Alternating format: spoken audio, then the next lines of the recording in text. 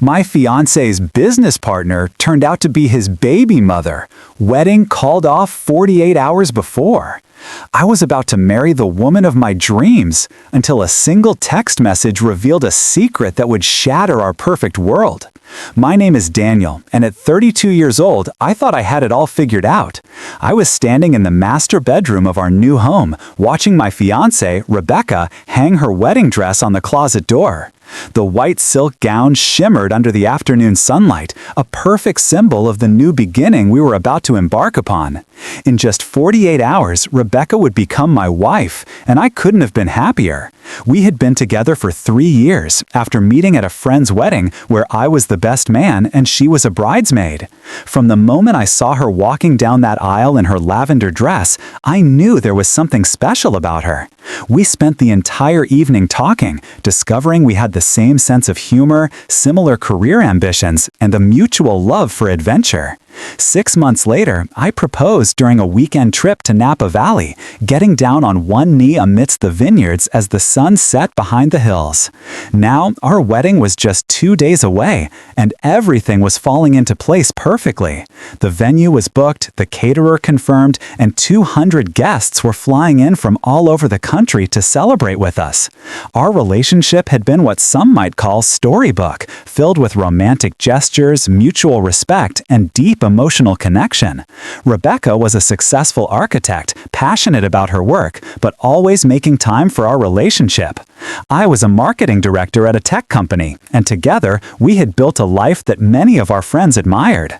We had purchased our dream home last year, a beautiful colonial with a garden that Rebecca had transformed into her own personal paradise. Everything seemed perfect, except for one small detail that had been nagging at me for the past few months: Rebecca's mysterious business partner. According to her, this partner was crucial to the architectural firm she was planning to open after our wedding. They communicated constantly through texts, calls, and even occasional late-night video conferences. At first, I hadn't thought much of it. Rebecca was ambitious, and starting her own firm was a dream she'd talked about since we first met. But as the wedding approached, something about this partnership felt off. The calls became more frequent, sometimes happening at odd hours. Rebecca would often step into another room to take these calls, speaking in hushed tones that I couldn't quite make out. Whenever I asked about her partner, she would give vague answers, describing them as brilliant but private and not ready to be introduced to anyone yet. "It's complicated, Daniel," she would say, brushing off my questions with a smile. "You'll understand when the time is right." But as I stood there watching her admire her wedding dress, my phone buzzed with a notification. It was a reminder about the final rehearsal dinner tomorrow night, but it was followed by another notification, a text message that had been sent to my phone by mistake. It was from Rebecca's phone, but it wasn't meant for me. The message was short but cryptic. "He still doesn't know, does he? We need to tell him before it's too late." I felt a knot form in my stomach as I stared at the message, wondering what exactly Rebecca was keeping from me and who this mysterious business partner really was. The cryptic message lingered in my mind throughout the evening as Rebecca and I finalized the wedding arrangements. She seemed excited, her eyes sparkling as we went through the seating chart one last time, making sure every guest would be comfortable. I tried to push aside my concerns about the mysterious text, telling myself I was probably overthinking things. After all, it was normal to have some pre-wedding jitters, wasn't it? But as the night wore on, I couldn't shake the feeling that something was amiss. Rebecca's phone kept buzzing with messages, and each time she would quickly glance at it before tucking it away, her expression unreadable.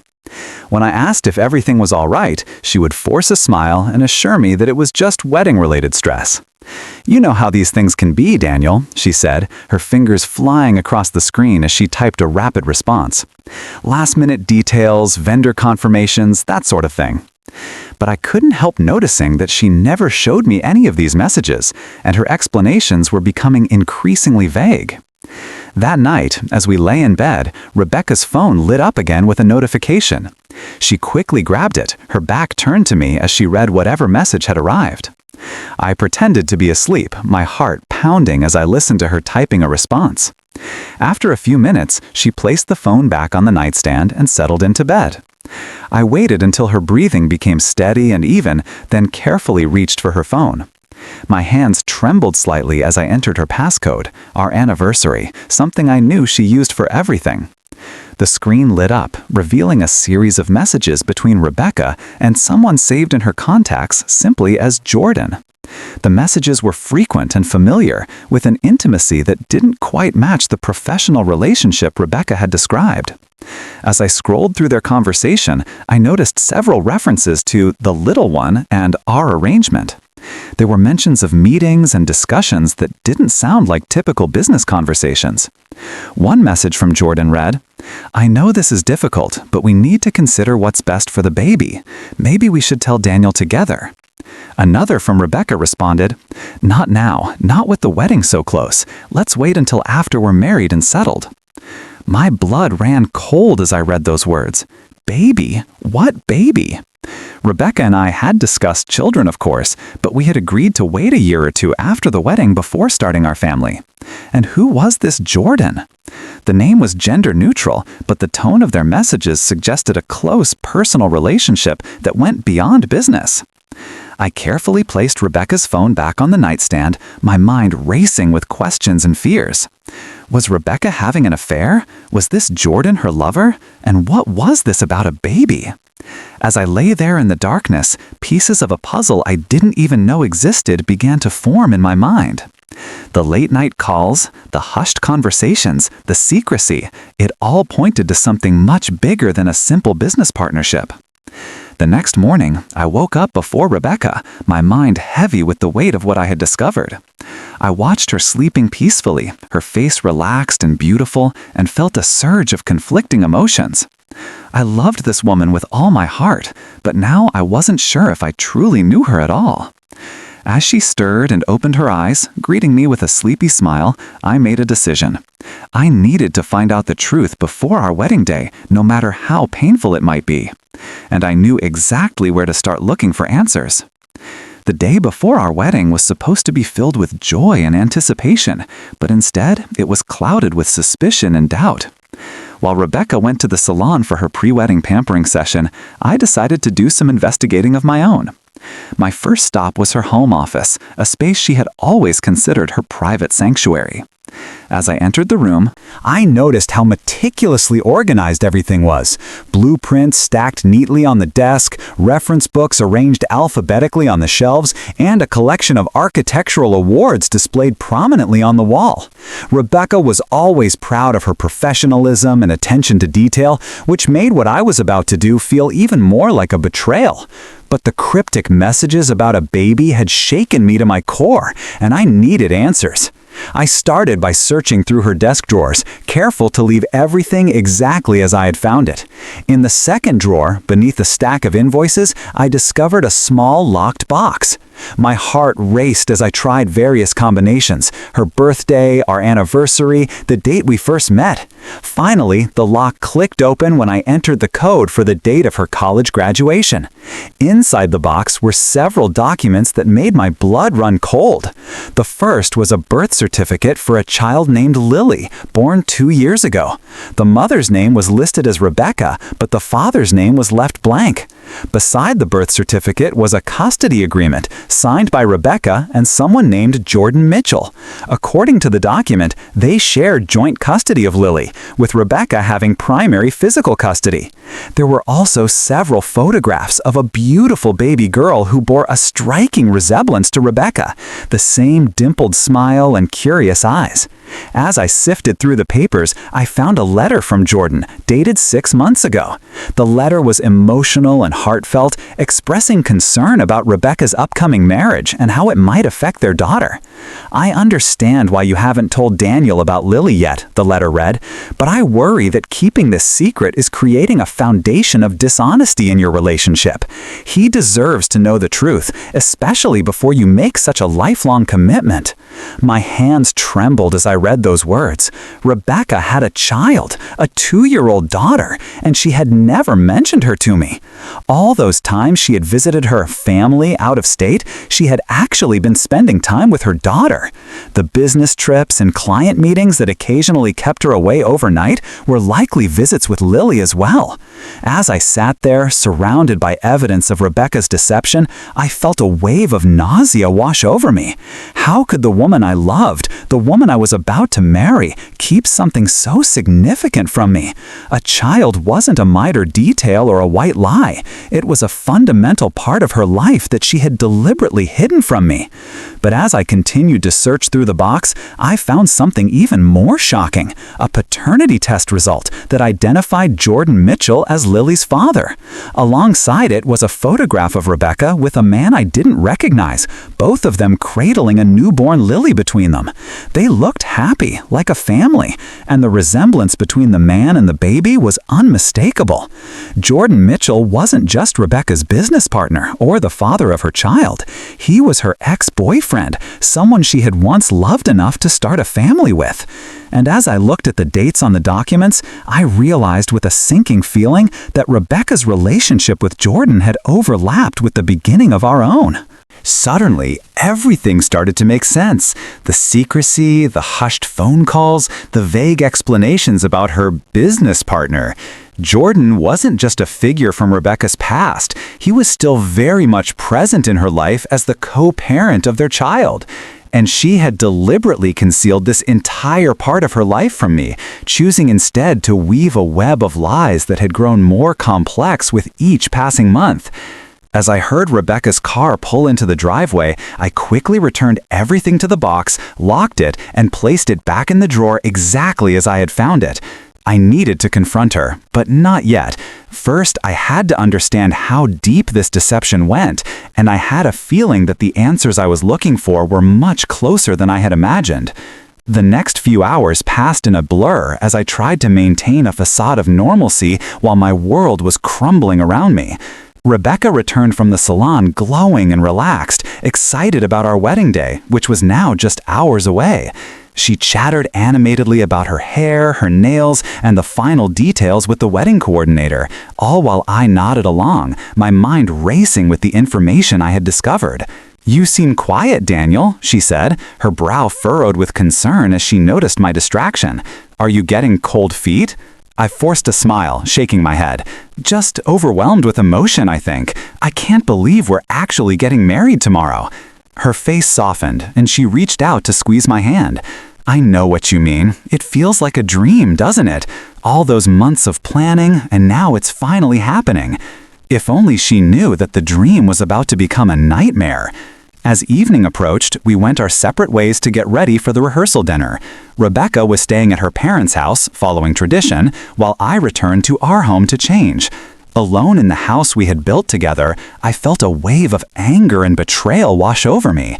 How could she lie to me so completely? How could she hide an entire child from me for 3 years? I needed to know more about Jordan Mitchell and his relationship with Rebecca. Using my laptop, I began to search for any information I could find about him.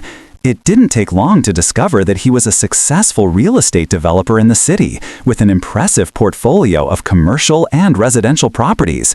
His professional website listed numerous awards and accolades, and there were several articles in business magazines about his rapid rise in the industry. But it was his social media profiles that provided the most revealing information. There, in photos posted publicly for anyone to see, was evidence of the life Rebecca had hidden from me. Pictures of Jordan with a little girl who was undoubtedly Lily. Same dimpled smile, same curious eyes. Photos of birthday parties, holidays, and everyday moments that showed a loving father-daughter relationship. And then I found it, a photo album titled Family, with pictures of Rebecca, Jordan, and Lily together, looking like a happy family. The most recent photos were from just a few months ago, showing all 3 of them at what appeared to be Lily's second birthday party. In one photo, Rebecca was blowing out candles on a cake alongside Jordan, with Lily perched between them, clapping her hands in delight. They looked comfortable together, familiar, like a family that had spent years building memories together. As I scrolled through the photos, I came across an album from a year ago, shortly after Rebecca and I had gotten engaged. There was a picture of Jordan and Rebecca having what appeared to be a serious conversation in a park, with Lily playing nearby. Their body language suggested intimacy and familiarity, not the casual relationship one might expect between business partners. The more I dug, the more I realized that Rebecca's relationship with Jordan was much more complicated than she had led me to believe. They weren't just co-parents, they were still deeply connected in ways that went beyond their shared responsibility for Lily. I found comments and likes from Rebecca on Jordan's posts, and vice versa, showing that they still actively engaged with each other's lives on social media. There were even photos of them with mutual friends, suggesting that they still moved in the same social circles. The final blow came when I discovered a post from Jordan on the anniversary of Lily's birth, just a few months ago. He had written a heartfelt tribute to his daughter, thanking Rebecca for being an amazing mother and partner in this journey of co-parenting. The post included a photo of the three of them, with Jordan's arm wrapped around Rebecca's shoulders as they both smiled down at Lily. It was clear from the photo and the caption that their relationship was not just civil or professional, it was warm and affectionate, suggesting a bond that went far beyond what one might expect from exes who were simply sharing custody of a child. As I sat there, staring at the evidence on my screen, I realized the full extent of Rebecca's deception. She hadn't just hidden a child from me, she had hidden an entire relationship, a whole other life that she was still actively living parallel to ours. The business partner she had spoken of was indeed Jordan, but their partnership was personal and familial, not professional. And the most painful realization of all was that she had chosen to keep this part of her life secret from me, even as we were about to make a lifelong commitment to each other. With a heavy heart, I closed my laptop and began to get ready for the rehearsal dinner. I had a decision to make, and it would define the rest of my life. Do I confront Rebecca now, potentially canceling our wedding just hours before it was supposed to happen? Or do I pretend I know nothing, go through with the wedding, and deal with this later? As I looked at my reflection in the mirror, I knew what I had to do. I couldn't start my marriage based on such a significant deception, no matter how much it hurt. The rehearsal dinner was a festive affair, held at a charming restaurant overlooking the city skyline. Our families and closest friends were all there, raising toasts to our future and sharing fond memories of our relationship. Rebecca was radiant in a deep blue dress, her eyes sparkling with happiness as she moved from table to table, greeting our guests with genuine warmth. I watched her, my heart aching with the knowledge of what I had discovered. Every smile, every laugh, every tender touch between us now felt tainted by her deception. As the evening progressed, I found myself studying her more closely, searching for any sign of the secret she was hiding. But if she was troubled, she didn't show it. She played the part of the blushing bride-to-be perfectly, her enthusiasm never wavering for a moment. During dinner, my best man, Michael, stood to give a toast. He had been my friend since college, the one person who knew me better than anyone else. As he spoke about our friendship and his happiness at seeing me settle down with someone as wonderful as Rebecca, I felt a pang of guilt for what I was about to do. "Daniel and Rebecca," he said, raising his glass, "may your love continue to grow stronger with each passing day, and may your marriage be filled with joy, laughter, and endless happiness." Everyone cheered, and Rebecca squeezed my hand under the table, her eyes shining with tears of happiness. I forced a smile, my throat tight with emotion. Later in the evening, as we were saying our goodbyes, Rebecca's mother pulled me aside. "Daniel, I'm so happy to welcome you to our family," she said, her eyes filled with sincerity. "Rebecca has never been this happy, and it's all because of you." Her words struck me like a physical blow. If only she knew the truth about her daughter's deception. If only any of them knew that the perfect couple they were celebrating was built on a foundation of lies. As we left the restaurant, Rebecca was still buzzing with excitement. "Wasn't that wonderful?" she said, linking her arm through mine as we walked to the car. "Everyone seems so happy for us." "They are," I replied, my voice barely above a whisper. "They should be." She seemed not to notice the sadness in my tone, too caught up in her own happiness.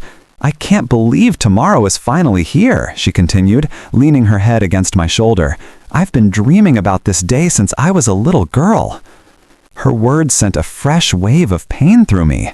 How could she talk about dreams and honesty when she had been living such a significant lie? When we arrived at her parents' house, where she was staying the night according to tradition, I knew I couldn't wait any longer. I had to confront her with what I knew, no matter how painful it might be. "Rebecca," I said, turning to face her in the car's dim interior, "we need to talk." Her smile faltered slightly, her brow furrowing with concern. "Is everything okay, Daniel? You seem distant tonight." "I need to ask you something," I continued, my heart pounding in my chest, "and I need you to be completely honest with me." "Of course," she said, her voice soft and reassuring. "You can ask me anything." I took a deep breath, gathering my courage. Who is Jordan Mitchell really? The color drained from Rebecca's face, her eyes widening with shock and fear. For a moment, she seemed unable to speak, her mouth opening and closing without producing any sound. He's my business partner," she finally managed to say, her voice trembling slightly. I told you about him." "No," I said, shaking my head slowly. "That's not all he is he?" She looked away, her hands twisting nervously in her lap. "I don't know what you're talking about." "I know about Lily, Rebecca," I said, my voice breaking slightly. "I know she's your daughter, and I know Jordan is her father." The silence that followed was deafening, broken only by the sound of Rebecca's ragged breathing. When she finally turned to face me, her eyes were filled with tears. How did you find out?" "It doesn't matter how I found out," I replied, my voice cold with hurt and anger. "What matters is that you lied to me. For 3 years, you looked me in the eye and lied about something so fundamental, so important. How could you do that, Rebecca? How could you hide an entire child from me?" "I was going to tell you," she said, tears streaming down her face now. "I swear, I was going to tell you after the wedding." "After the wedding?" I repeated in disbelief. "You were going to let me marry you without knowing that you had a child? That you were still co-parenting with your ex-boyfriend?" "It's not what you think," she pleaded, reaching for my hand. "Jordan and I are just friends now. We're just trying to do what's best for Lily." "But that's the thing, Rebecca," I said, pulling my hand away. "I don't know what to think anymore. How can I trust anything you've told me when you've been hiding something this significant for our entire relationship?" We sat there in silence for a long time, the weight of her betrayal hanging between us. Finally, I spoke again, my voice heavy with resignation. "I can't go through with the wedding, Rebecca. Not like this. Not with this between us." Her sob filled the car, a sound of pure anguish that tore at my heart. But as much as it hurt me to see her in pain, I knew I was making the right decision. A marriage built on such a significant deception could never survive, no matter how much we might love each other. The night before what was supposed to be our wedding day was the longest of my life. After leaving Rebecca at her parents' house, I drove aimlessly through the city, my mind reeling from the confrontation and its aftermath. The streets were mostly empty, the city sleeping, while my world was falling apart. I eventually found myself at a 24-hour diner, sitting in a booth with a cup of coffee I had no intention of drinking. The fluorescent lights hummed overhead, casting a harsh glow on the cracked vinyl of the booth. Around me, a few night owls and early risers went about their business, oblivious to the turmoil in my heart. As I sat there, I replayed every moment of our relationship, searching for clues I might have missed. All those times she had been visiting family or attending conferences, had she been with Lily instead? All those late nights at the office, had she been with Jordan discussing their daughter? The more I thought about it, the more I realized how carefully Rebecca had constructed her double life. She had created separate worlds that never intersected, keeping me safely away from any aspect of her life that might reveal the truth about Lily and Jordan. It was a deliberate, calculated deception that required constant vigilance and maintenance. And she had maintained it flawlessly for 3 years, never once slipping up enough to make me suspicious. Until now. Around 3 a.m., my phone started buzzing with calls and messages.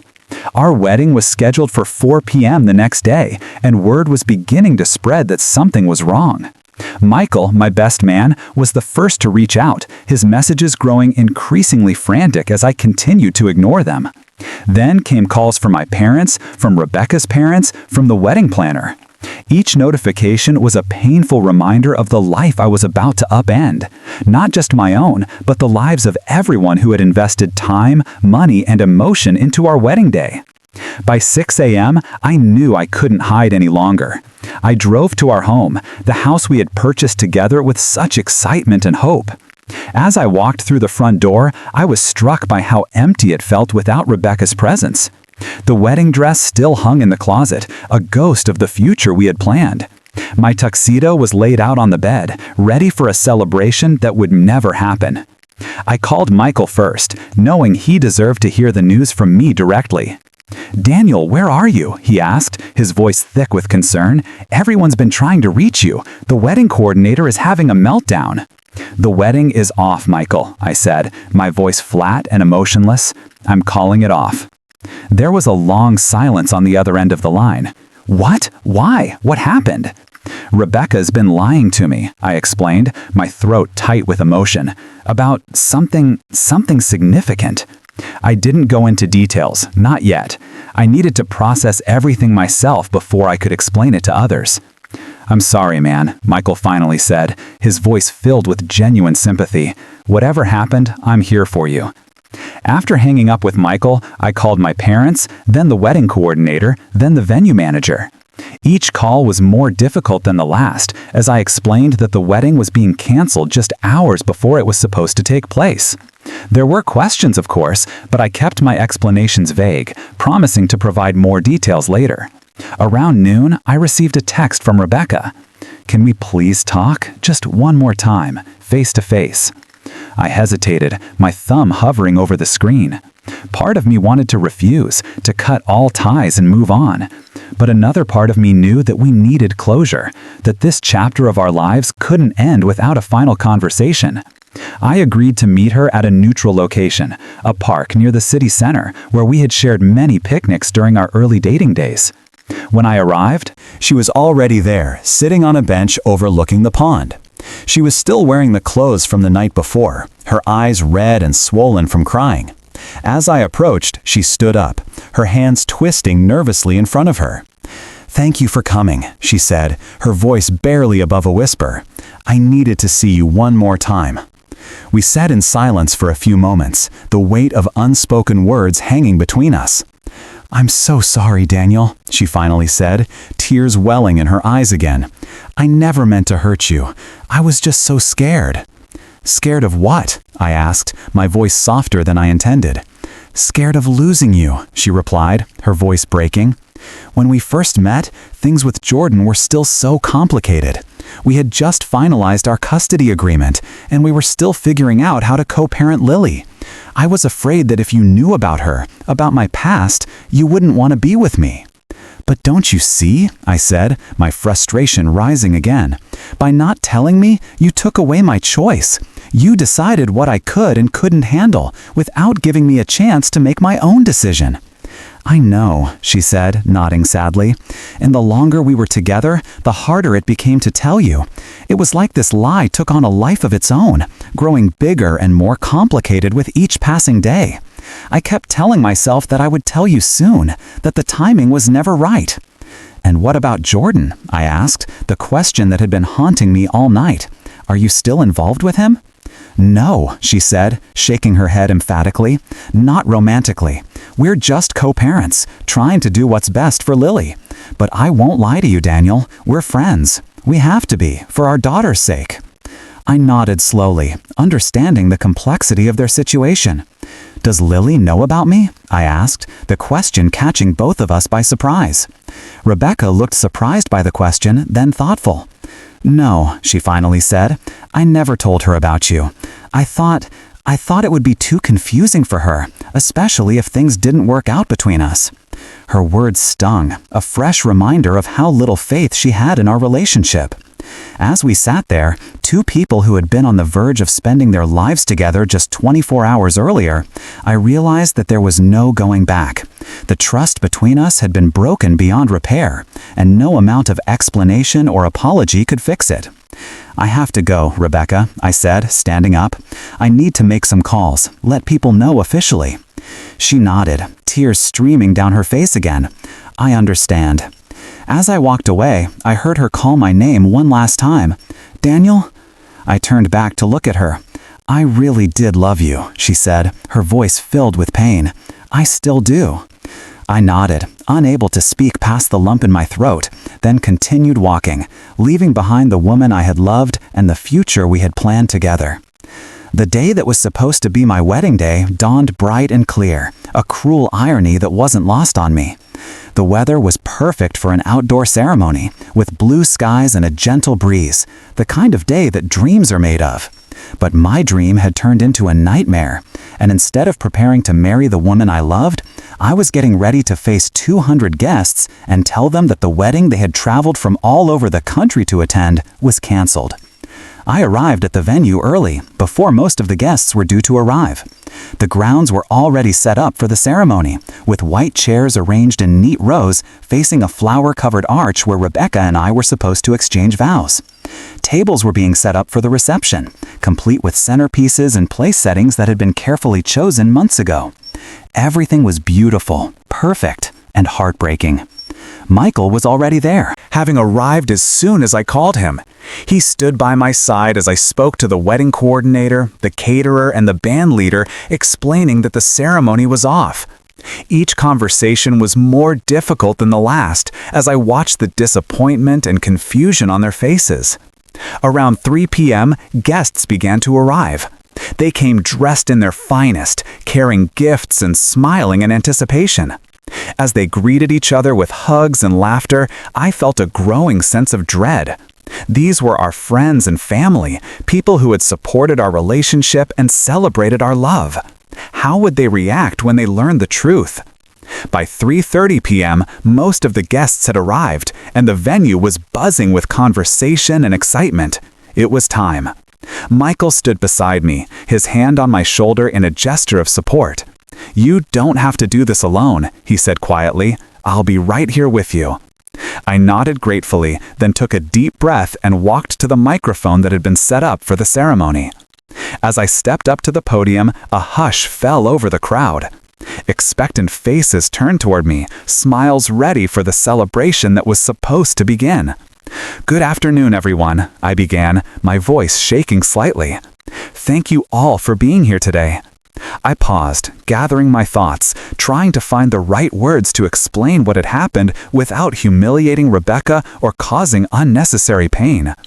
"I'm sure you're all wondering why I'm standing here instead of waiting at the altar for my bride. The truth is, there will be no wedding today." A collective gasp went through the crowd, followed by confused murmurs. "Rebecca and I have made the difficult decision to call off our wedding," I continued, my voice growing stronger with each word. "This wasn't an easy decision, and it wasn't one we made lightly. But as we approached our wedding day, it became clear that we couldn't move forward with the honesty and trust that a marriage requires." I could see the shock and disappointment on their faces, but also concern and support. "I know you all have questions, and I wish I could give you all the answers you deserve. But right now, I ask for your understanding and privacy as Rebecca and I navigate this difficult time. What I can tell you is that this decision was necessary, even though it's painful." As I spoke, I noticed Rebecca's parents standing near the front, their faces pale with shock. I made eye contact with them, nodding slightly in acknowledgement of their pain. They nodded back, their expressions a mixture of disappointment and understanding. "I want to thank you all for the love and support you've shown us throughout our relationship. Your presence in our lives has meant more than you know, and I'm sorry that this day, which should have been a celebration of our love, has turned into something else entirely." I paused, looking out at the sea of faces, some of whom were already crying. "The venue has offered to keep the refreshments available for a while, and I encourage you all to stay and connect with each other. Please don't let the cancellation of our ceremony prevent you from enjoying the company of friends and family you may not see often." As I stepped away from the microphone, Michael was immediately at my side, guiding me away from the curious and concerned gazes of our guests. We retreated to a private room in the venue, where I finally allowed myself to break down, the weight of the day crashing down on me. The next few hours were a blur of phone calls, text messages, and conversations. I spoke with my parents, with Rebecca's parents, with close friends who were desperate for answers. Each conversation was emotionally draining, as I tried to explain what had happened without revealing the full extent of Rebecca's deception. I owed her that much, at least, to preserve her dignity as much as possible in this difficult situation. Around 7 p.m., as the last of the guests were leaving the venue, I received a text from Rebecca. "I told Lily about you. I told her we weren't getting married. She asked if you were still going to be her friend." Her message brought fresh tears to my eyes. I had never met this child, never even known of her existence until 24 hours ago, but the thought of her asking about me broke my heart. "I'm sorry she had to go through this," I replied, "and yes, I would still be her friend if she wanted me to be." It was a promise I wasn't sure I could keep, given the circumstances, but it felt like the right thing to say in that moment. As the sun set on what was supposed to be my wedding day, I found myself standing alone in the empty venue, surrounded by the remnants of a celebration that never happened. The flower-covered arch still stood where it had been placed that morning, a beautiful but painful reminder of the future that had been lost. In the days and weeks that followed, life slowly returned to a new kind of normal. I moved out of the home we had shared, finding a small apartment downtown. Friends and family rallied around me, offering support and distraction as I processed the end of my relationship. There were angry moments when I railed against Rebecca's deception and the pain she had caused. There were sad moments when I mourned the loss of the woman I had loved and the future we had planned. And there were reflective moments when I tried to understand how things had gone so wrong, how the woman I thought I knew could hide such a significant part of her life from me. 6 months after what was supposed to be our wedding day, I received a package in the mail. Inside was a photo album filled with pictures of Lily, from her birth to her most recent birthday. Along with it was a letter from Rebecca, explaining that she wanted me to know the daughter I had almost become a stepfather to. "I don't expect anything from you, Daniel," she wrote, "but I thought you should know her, at least through these pictures. She's a wonderful little girl, funny and smart and kind. I hope that someday, when the pain has faded, you might consider meeting her, not as my ex-fiancé, but as someone who once loved her mother very much." I sat with that album for hours, looking at the face of the child who had changed everything. And as I flipped through the pages, I felt something unexpected. Not anger or betrayal, but a sense of peace. Our relationship had ended in the most painful way imaginable, but in its aftermath, there was a little girl who deserved to be known and loved. The future I had planned with Rebecca was gone, but perhaps, in time, a new kind of relationship could emerge from the ashes of our broken engagement. One built on honesty, acceptance, and the innocent smile of a child who had never asked to be part of a secret.